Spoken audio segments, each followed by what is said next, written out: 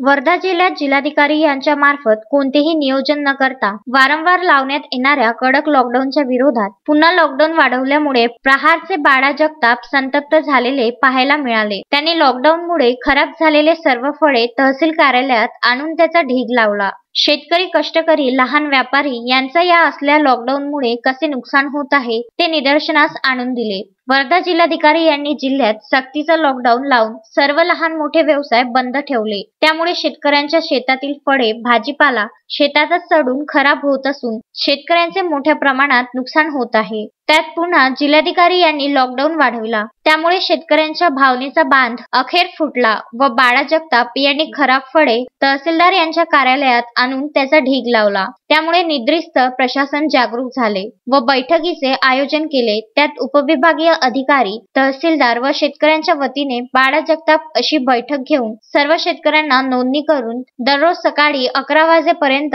आपला माल विकण्याकरिता परवानगी देण्यात आली। त्यामुळे थोडा का होईना दिलासा मिळाला। यावेळी सर्व फळ विक्रेते, फळ उत्पादक शेतकरी, भाजीपाला उत्पादक शेतकरी यांनी बाळा जगताप यांचे आभार व्यक्त केले। अश्विन शहा, विदर्भ न्यूज, वर्धा।